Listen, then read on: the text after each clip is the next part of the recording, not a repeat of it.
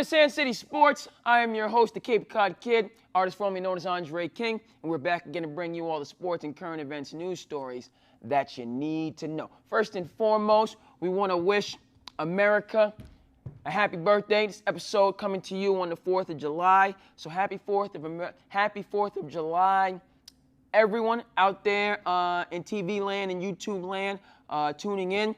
Have a blast. Enjoy yourself. Take the time. Be safe. But most of all, appreciate the freedoms, the liberties, the opportunities that we have here in America, and use it as an opportunity, to reflect on that, and maybe, get to know, get closer to, understand more your fellow Americans. Okay, that said, we have a lot to get into, obviously, with NBA free agency kicking off, the league completely reforming itself, absolute fresh start. But of course, we're going to start in BK. We're going to start in Brooklyn with Kevin Durant and Kyrie Irving deciding to take their talents to the Big Apple, and particularly the borough made famous, by one Mr. Christopher Wallace, one Mr. Biggie Smalls, and many other talented athletes, entertainers, and individuals, individual people, however you want to say it. So this was momentous, not only because of the power shift. It doesn't necessarily guarantee anything, obviously, because Kevin Durant is going to be sitting out the 2019-2020 season. But this move was an 8.8 on the Richter scale, at least, because of the fact that Kevin Durant, who's from the Maryland area, and Kyrie Irving, who is from central New Jersey, decided to take their abilities, in their prime years. Sure, Kevin Durant, he's hit 30, but he's got plenty of good years left as far as I'm concerned. And Kyrie's obviously in his mid-20s. Point of fact that we all know. They're taking their talents, to continue to quote Mr. LeBron James, to the Nets and not the Knicks. That, to me, is equally as notable, as the fact that these two decided to team up.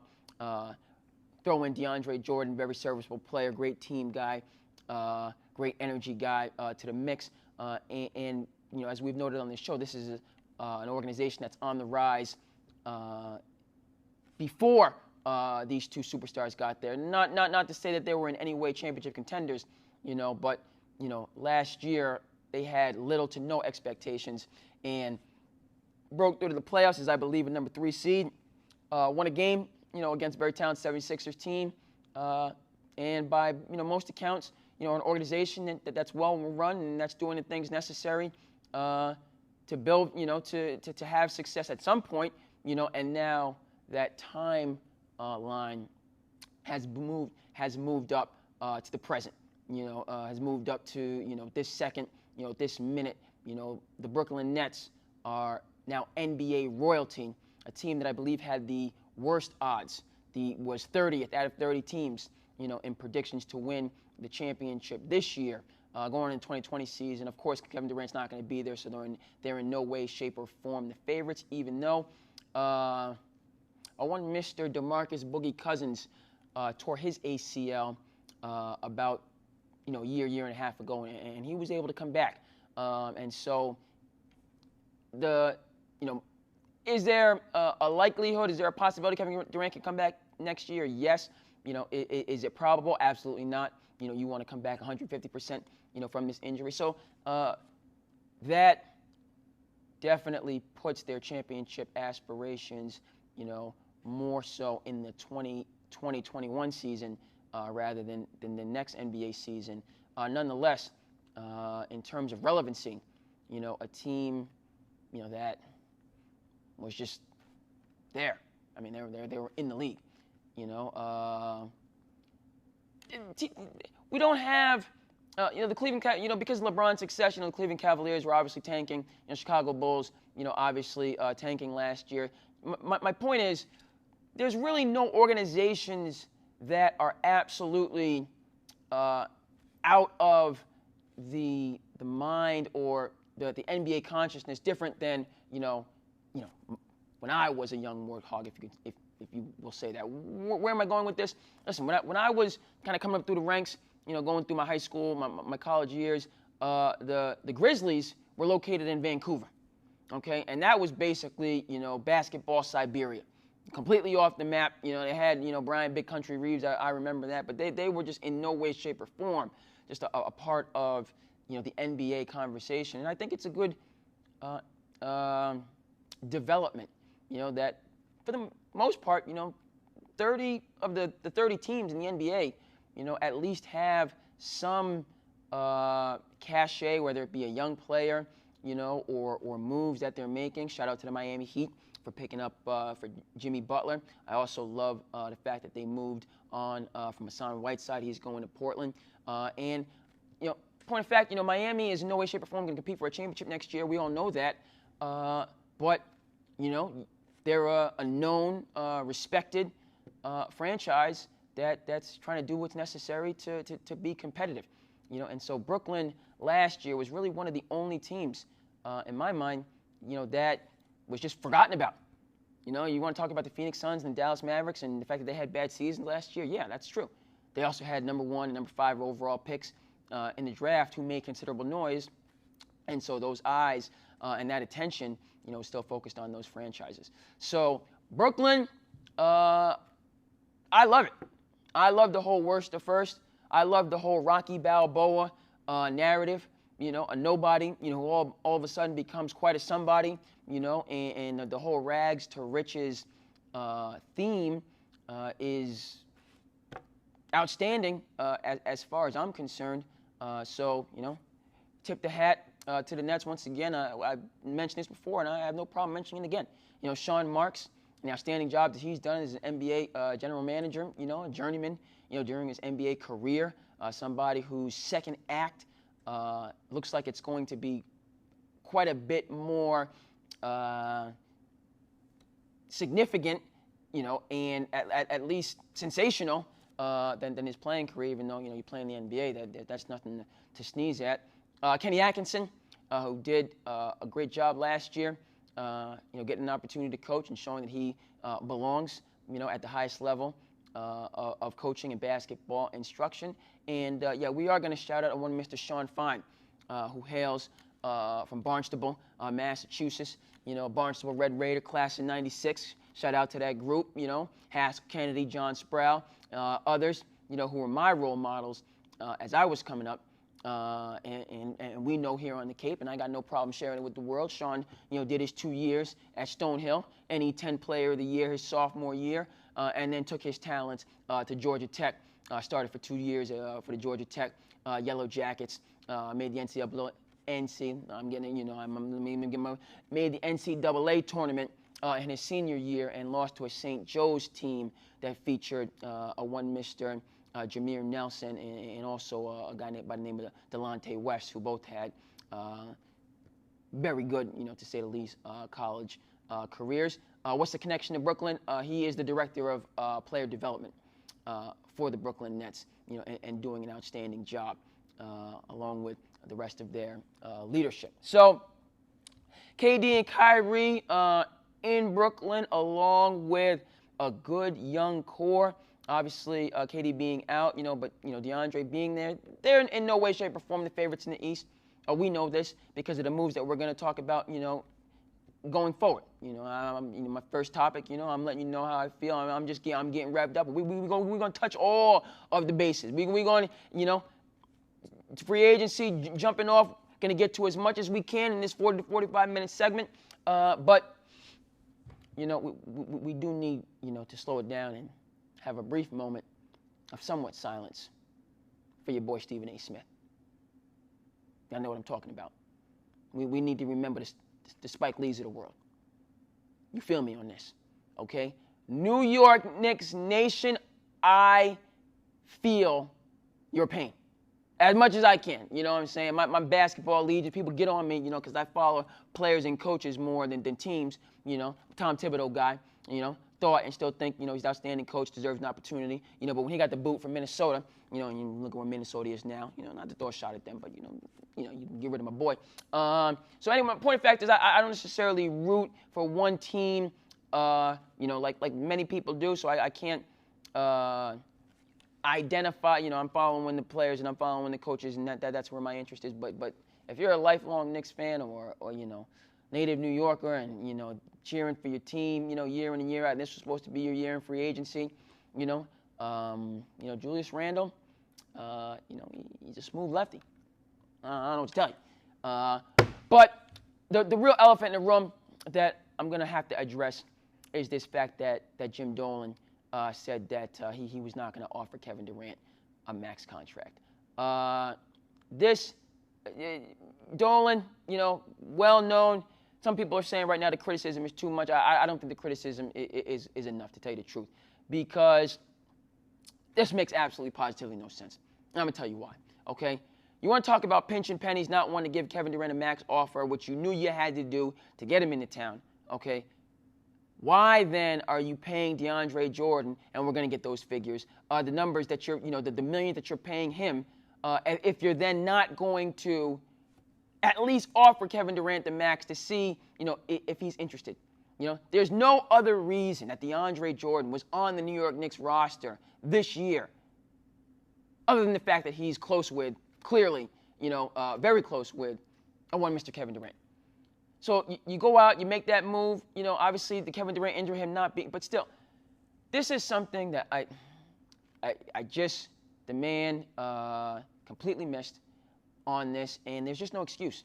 You know, if you're interested in quality production, not that this is of, you know, the grade that I'm going to be talking about, but you're obviously familiar, you know, with ESPN's Outstanding Series 30 for 30, you know, and you know, if you happen to see, you know, the great selection, they're mostly all great, Soul Man, all about Sonny Vaccaro, you know, it looks at, first of all, how he brought Michael Jordan to Nike and changed their destiny, you know, with that signing.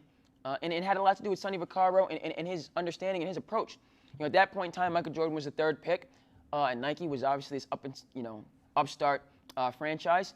And you know, Hakeem Olajuwon was the number one pick. Charles Barkley was in that draft. Karl Malone, John Stockton, some others. You know, Sam Bowie. You know, shout out to, you know, number 2 pick, Mr. Sam Bowie. You know, Darko Milicic. You know, it doesn't always work out for people. You know, and it's a lot of pressure. You know, a lot of pressure. But so Nike wanted to spread the money around. Nike said, look, we're going to give Hakeem, you know, this amount. You know, we're going to give Jordan this amount. You know, we're going to make, I don't know if they had a deal for the round mound and rebound at that point in time. And Sonny Vaccaro said, hell no. Here's what you're going to do. You're going to take all of that money and you're going to give it to Michael Jordan. Okay, because this guy's a transcendent player. You know what Nike did? You do know what Nike did. And the rest is history. Okay, flash forward 19, almost 20 years later. This kid from Akron, Ohio, has this buzz around him, you know, talking about supposed to be the next great all-time top 5 player. And at this point in time, Sonny Vaccaro is at Adidas, and he says, you know, this is what you need to do to get LeBron.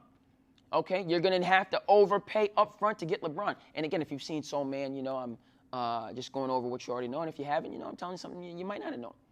And what did the people at Adidas say? Sonny Vaccaro. What did they say? Okay, you know what they said. They said, we're going to do things our way. Okay, and LeBron James, you know, landed with Nike, you know, and Adidas.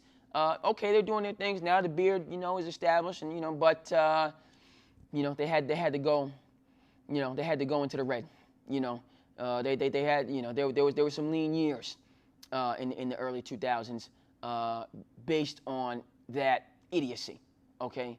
And I'm drawing a direct line, a direct parallel, a direct correlation to this foolishness that James Dolan, whatever you want to call him, the owner of the New York Knicks, and we're going to get to that word and that term in the NBA, did in terms of not at least offering Kevin Durant. I'll slam the table some more. The max money. Preposterous. Just what Kevin Durant signing with the Knicks would have meant for that city, for that organization in terms of promise and in terms of potential alone, in terms of the revenue that would have brought in, okay, would have, in and of itself, equaled the amount of money in his contract. And it's not debatable, okay? It's not debatable. Kevin Durant, we're not even talking about first ballot Hall of Fame. We're talking about that this man has the chance to be top 10 all time. Okay, all these years in LeBron's shadow, having to play, it's not, we're not understanding, and him going to state, him going to Golden State and that whole narrative. Okay, still, okay, you gotta play the games.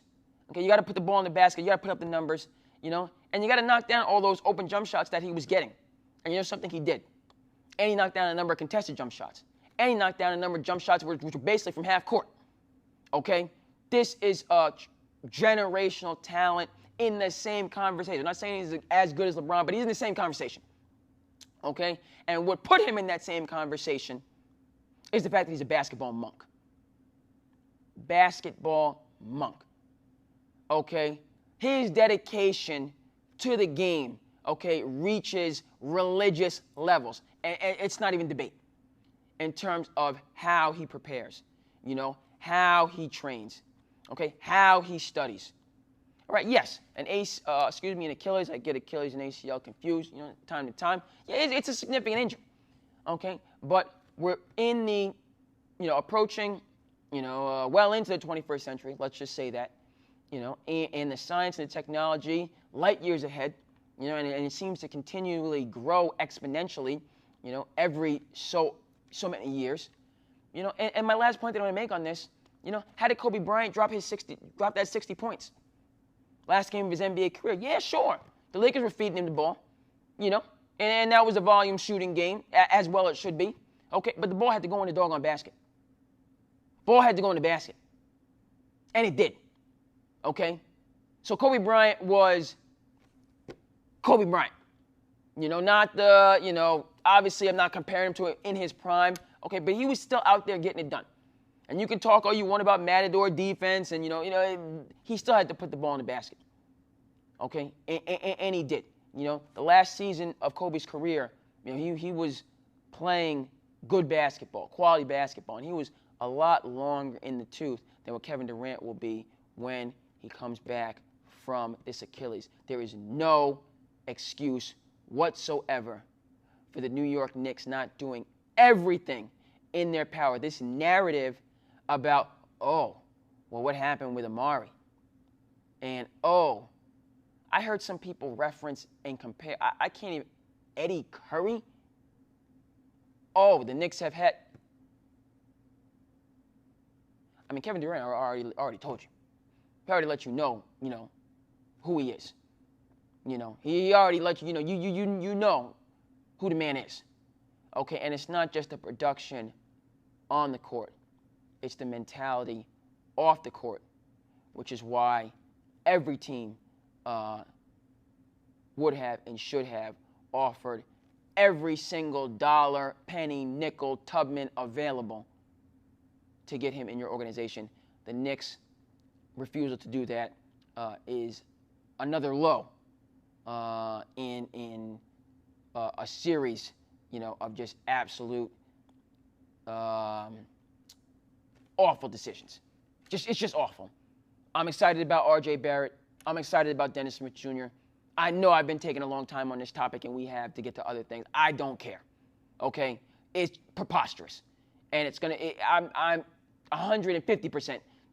I can't even, that Kevin Durant is going to come back and ball, okay, and be close to the Kevin Durant that he was when he left, and this is just going to go down as another low light. It just continues, Look, New York Knicks have won a championship over 45 years, haven't made a deep playoff run in 20 years, okay, and still somehow, some way, are one of the 10 most profitable sports franchises in the world. Let that sink in, okay? You put a Kevin Durant in the mix, you're already making money, with zero success, and you don't want to invest something in a guy like this. It's just borderline, it's close.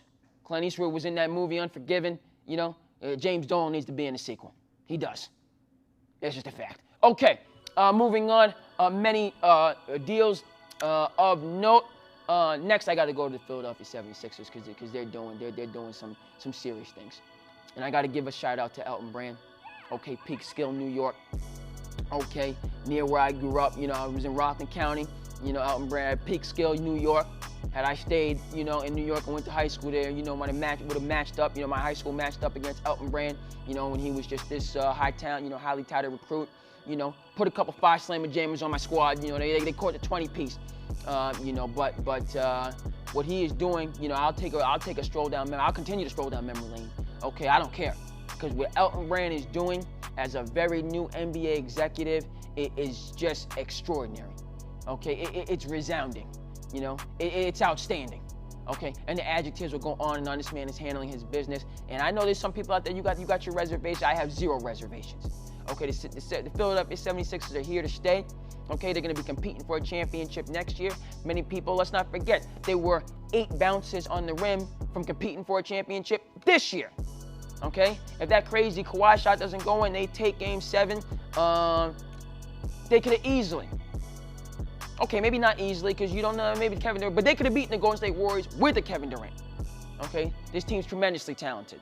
Okay, and what Elton Brand is doing, my support because here's my thing.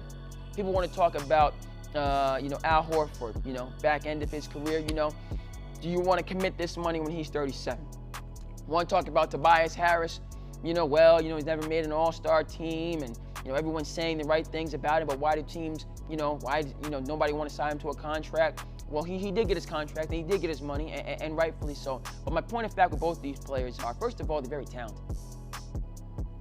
All this, low-key sneak dissing, if that's the word, the low-key hateration, it may not be hateration. It may just be your opinion, because Al Horford, he's not a flashy guy, okay?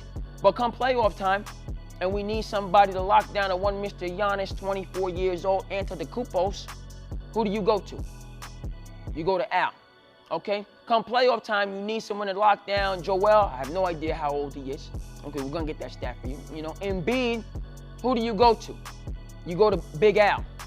And what does he do? Like my man Adelson Aristomene says, original member SandCity Wildcats, men's league team still going strong, Man, Adelson used to say sometimes, the game gets a little bit heated, I get, the yapping, and that's what I do as a captain. I talk, sometimes I do too much talk. I need to just, play ball. My man Adelson said, look, I got to put so-and-so. He got to be put on lockdown.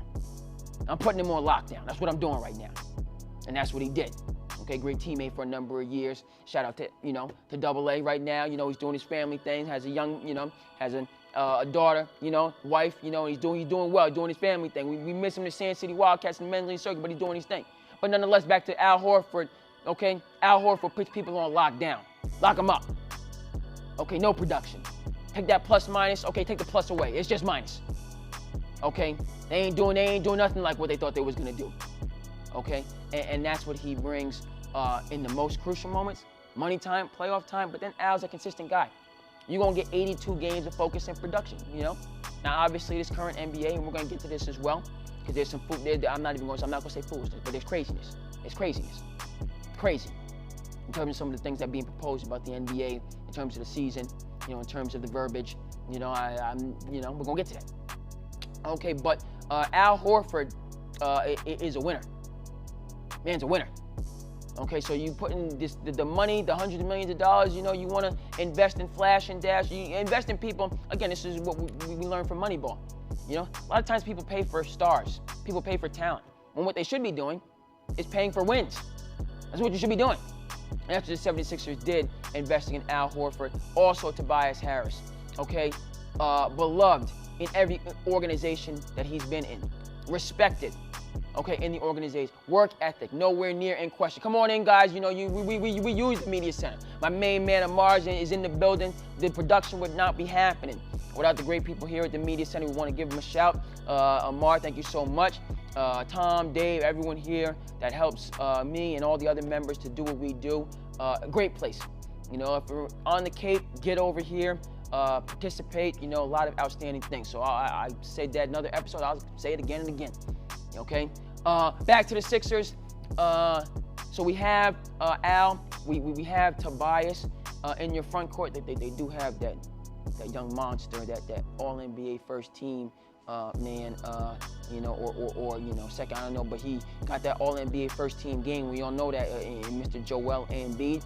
Okay, I'm jumping around, but I'll continue to jump around like I'm listening to Chris Cross. They just gave Ben Simmons a max deal today, which I think is a great move. Okay, because he's gonna be there. People talk about offense and jump shots and so on and forth. The man gets it done. Okay, when Joel needs to step out of the lineup, his numbers, are off the charts. Okay, and his game's gonna continue to develop because he's dedicated to the game. Why am I continuing to sing Elton Brand's praises? Because it doesn't end there. They brought in Josh Richardson from Miami. Okay, this is a young bull who can play. Never mind what I like in terms of his all-around game, in terms of defense. Okay, but he can score. He can be a 3-and-D guy. Somebody like a Trevor Ariza. Also, okay, a known winner. The moves that he's making and how he is formulating this roster is just outstanding. And the Philadelphia 76ers, they're going to be a problem. They're going to be a big problem. Okay, because now not only do you have ball players, but you got commitment. You got folks that signed that deal. That's like LeBron said this year. He had people. This year it was rocky, but LeBron said, "Look, signed a 4-year deal. This year is rocky, obviously, but don't question your boy commitment. Here for 4. And we're also very excited about Bronny Jr. Going to Sierra Canyon next year with Zaire Wade. Okay, that's going to be must-see TV as well. We like that connection also. Okay, Zaire is going to be a senior, I believe. Bronny Jr. coming in as a freshman. That's going to be another dynamic duo to look for. Okay, but back to the 76ers. These guys have committed, so we don't have to worry and question like we had this craziness, this wildness this year in Boston. Okay, guys are committed. Okay, they're trusting the process, and they're going to be a very, very dangerous team. Okay, moving on, we're going to stay in the East. We got to look at what the Philadelphia 76ers did. I just said we already covered 6. Get my mind. I'm getting my mind. I meant to say the Indiana Pacers. Indiana Pacers made some nice moves.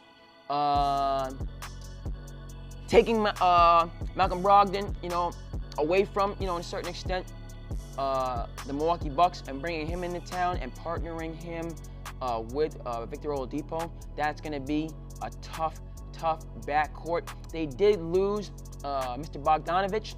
Not quite sure how to pronounce the first name. I'm just going to go with Mr. Bogdanovich to Utah, which we'll get to. But nonetheless, that creates an opportunity for Miles Turner and young Sabonis. Remembering his dad, who was a great player. But Sabonis to step into that starting lineup and be very productive. So I like that move for them, kind of fortifying themselves after the loss of Bogdanovich. Okay, let me check over here. Let me check quickly. Milwaukee Bucks, very nice to re-sign Chris Middleton. The loss of Brogdon hurts, but we remember that Brogdon was out for the playoffs, and they still were up 2-0 on Toronto in the Eastern Conference Finals.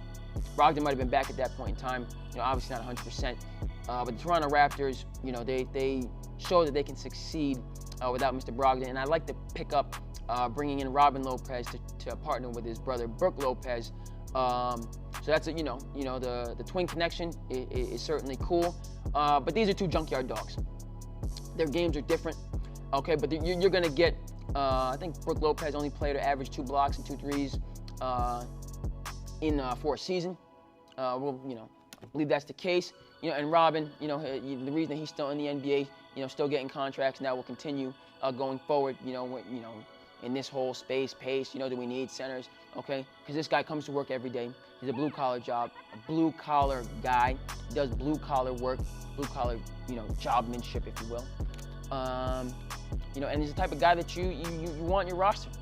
He's gonna, what you need him to do on a night basis, what you ask him to do, he's gonna put all of his efforts forth, to get accomplished, and he's probably gonna accomplish it. So that's a nice sign. They do lose Mirotic, which was, I think, it would have been nice to have him back. So that is, that is a hit. I respect Mirotic for doing, what he felt was right and taking his talents back over the pond, to go play professionally in Spain, the outstanding leagues that they have there. So, I respect that, and he can always come back to the NBA. But the Milwaukee Bucks have fortified themselves. They've remained, title contender in the Eastern Conference, and a title contender, frankly, in the league generally, because it's wide open next year. Okay, let's keep it moving. Let me check. Yeah, I mean, I'm the Cape Cod kid, so we got to talk about the Boston Celtics. Very, trying to find an adjective. I like the Kemba Walker deal. I like it because of the figures. I thought Kemba was going to be insistent on the Supermax, which I believed was not the correct approach. Kemba was not insistent on that $220 million Supermax extension. And he was insistent on signing a deal that gets him paid. He got paid. The figures are, the equivalent of Kyrie's deal. But along with that, as his track record shows and as he has espoused, Kemba is coming to Boston to win, to be a part of the winning tradition over generations, and to do the things that are necessary on a day in and day out basis to be a winning franchise. That is exactly what Kyrie Irving did not do last year as a player, as a leader, as just a company man. And so that will be a night and day difference with Kemba Walker to go along with him taking a deal that gets him paid but still allows the team flexibility. Very excited about him in this lineup with that mentality and the young talent that we have and the re-emerging talent that we have in terms of Gordon Hayward. It looks like you're going to have a group.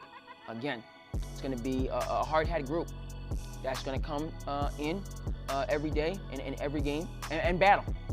And that's what you want from an NBA team. And when you have that mentality and talent, you can win. I am in favor of the Enes Kanter signing. Enes Kanter stepped up big time this year for the Portland Trail Blazers during their run to the Western Conference Finals. He quieted and dispelled many of the rumors and the murmurs about him being an overwhelming defensive liability. I'm not in any way, shape, or form saying or intimating that Enes Kanter is a defensive stopper. That's not the case. But the man competes. He is willing to learn and to grow. And I know this because the Portland Trail Blazers were in the Western Conference Finals. Yeah, Golden State Warriors made short work of him. But you're not going to beat an exceedingly talented Denver Nuggets team in Game 7 in Denver if all 5 guys in that lineup are not pulling their weight and doing what they need to do. And Enes Kanter was one of those 5 guys. Okay, so I'm optimistic about him joining the roster, providing some front court scoring. I, for one, am someone who thinks that Robert Williams is going to be a player. I see a lot of DeAndre Jordan in Robert Williams. Okay, believe they went to the same school in terms of Texas A&M. Might have been JaVale McGee, or all 3 of them might have went to Texas A&M, or a school in that conference, a similar conference. But that's Robert Williams, body type is a little bit more like DeAndre. They all have, of course, the leaping ability, but I'm looking for him to make a jump next year, similar to, I'm going to make this comparison, to the jump that Kendrick Perkins made. People forget, Kendrick Perkins, drafted out of high school, late in the first round, not much production or signs of greatness in any way, shape, or form his first couple years in the league. This was also true of one Mr. Rajon Rondo. Okay, and then the Big Three was formed, and then the mentorship that took place during that 2007-2008 season. Ray Allen mentoring Rajon Rondo, and Kevin Garnett mentoring Kendrick Perkins, and the result was a championship. Let's not invalidate, let's not gloss over those components, that perspective, a we above me, as has been noted before, mentality from your best players, and the results that it garners from individual players, and from the organization overall. Okay, so that's what I'd like to see with the Celtics, in terms of Robert Williams. Staying in the East, mentioned this before. I love Jimmy Butler going to Miami Heat. I'm thrilled, overjoyed, ecstatic, and we'll stop right there. I might have used that adjective before, because not only the great point that was brought up that, the Miami Heat, and this is, they don't tank. The Miami Heat do not tank. That is laudable as far as I'm concerned. Or if you are, positioning yourself for top lottery picks, you do it in a way that's still competitive. Okay, so Jimmy Butler, I think it's going to be a great fit. He's close with Dwayne Wade. He has a Pat Riley mentality. He has a hungry mentality.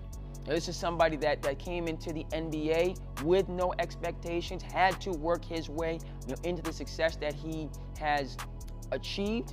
Remember the story about him and his brothers.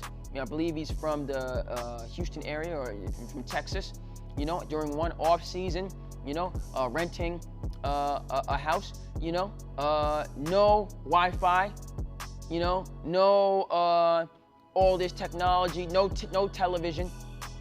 It was just working out and getting better day in and day out. A military style of approaching the game, to get these elite results. And so, with that outlook combined with Pat Riley's leadership and vision, and Eric Spoelstra's ability as a coach, first-rate coach in terms of Eric Spoelstra. We have kind of forgotten about those two championships that he was quite a big part of, and those difficult series that they were in during the LeBron years. And the success in terms of competing and making the playoffs since LeBron has left, with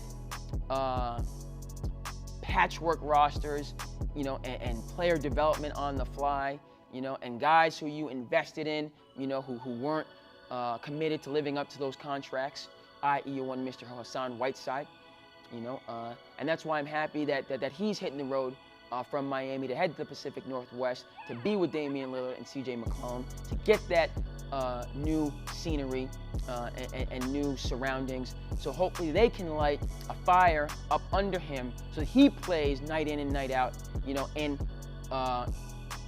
evidences the all-star level talent that he has. Okay, but Jimmy Butler arriving in town, Hassan Whiteside leaving town, and also I like the move of Goran Dragic. Love the move of Goran Dragic going to Dallas to partner up with his protege, somebody that you might have heard of, Luka Doncic. So those moves by the Heat to revamp their roster, tip my hat, and very excited. Let's see, in the East, I like D Rose going to Detroit, getting $15 million over 2 years, getting his money. Other analysts have said this was absolutely positively outside of the realm of possibility. A year ago, when Derrick Rose was effectively out of basketball, and Tom Thibodeau just gave him an opportunity, to come back and be on the roster and kind of push guys. And what did he do? He had a 50-point game, and had a very solid, dependable, productive season. So I'm glad that he got paid. Okay, so now we got to move over to the West. Oh, we got to move over to the West. We got to get a quick time check because we got people moving and go, woo!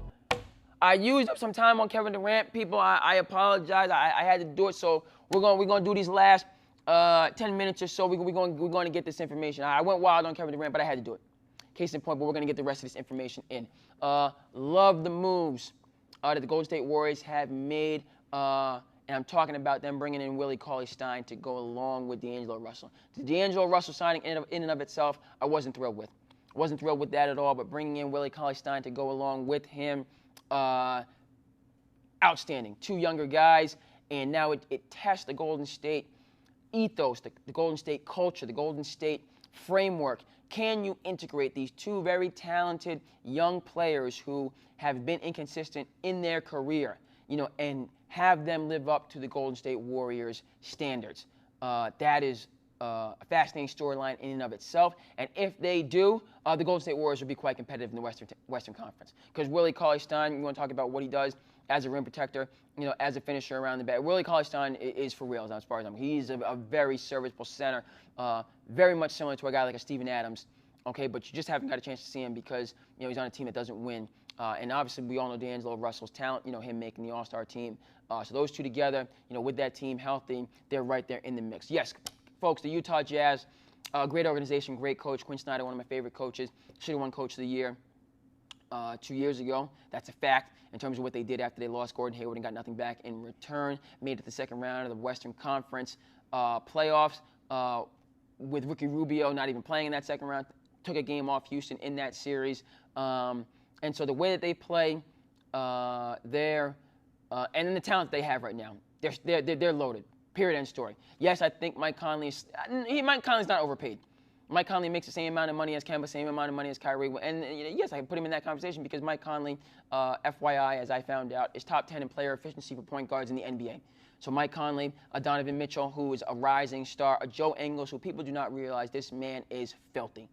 Okay, forget what you look at him, he's from Australia, he doesn't, Joe Ingles can ball. And I love the fact that he has a chip on his shoulder, and he has swagger. And if you're talking to him, he's going to talk right back to you, as he's draining threes in your face, and going around you to the basket. You might not dunk it, it might be a finger roll, but he gets the job done. Joe Ingles can flat out ball. Bogdanovich with him, those two at the forward spot, incredible versatility. I mean, you got to pick up from basically the hash mark all the way to the basket. Both those guys, 3-and-D players, and then Rudy Gobert as your rim protector. I mean, they have to fill out the bench, but yes, folks, if Kawhi goes to the Lakers or not, hasn't made a decision at this point in time.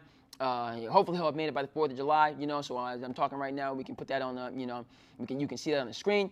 But Utah Jazz are stacked. They can beat anybody. They can win the NBA championship. Outstanding moves. Let's see.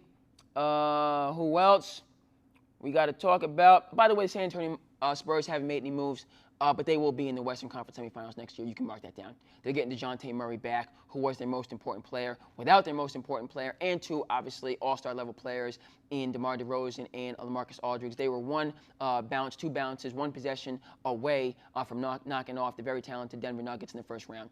Okay, so a healthy San Antonio Spurs doing it their way will be in the mix, and that just gives you another perspective, another vantage point of not having to go out and chase all these stars. I mean, you can do it organically. They've done it, and they're going to continue to do it. Phoenix Suns love Ricky Rubio going there. People throwing shade at that deal. Don't know what they're talking about. Ricky Rubio is going to make Devin Booker's life easier. He's going to make DeAndre Ayton's life easier. He's going to be a great locker room guy, chemistry guy, and just that thread. He's going to be a player coach. Monty Williams is a great coach. Gets it, knows what he's talking about. So that's a move that puts everybody in a position to succeed. And Phoenix should be bouncing back and doing what they need to do. Sacramento, love them re-signing Harrison Barnes, picking up Trevor Ariza, and also picking up Dwayne Dedden. Yes, indeed, yes, indeed. So we have some concluding things, and I'm going to get to all of them because they need to be said.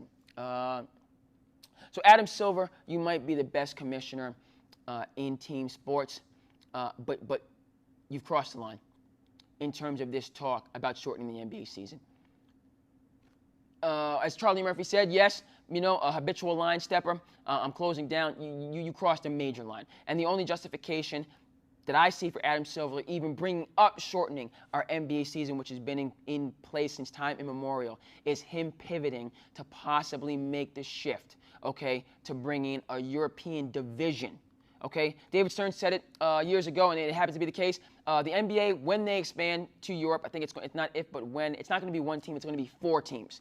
And so all this talk about shortening the season, this idea of a tournament or a cup, I think is Adam Silver pivoting, to the eventuality of the NBA having a division in Europe. Outside of that, it's unacceptable to even bring up shortening our NBA season. And in conclusion, okay, an owner is an owner. That term has no racial, cultural, negative connotation, and just stop the foolishness. Okay, NBA owner. We don't need governors, we need owners, and we'll get more into that in the next episode. My time is coming up.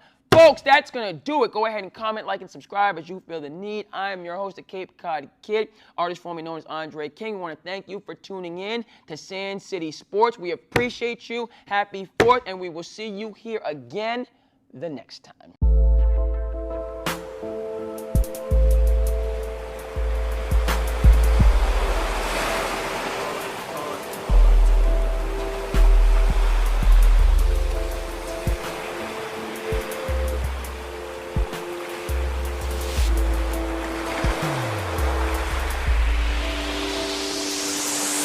Yes, we piece of souls do sedate ourselves.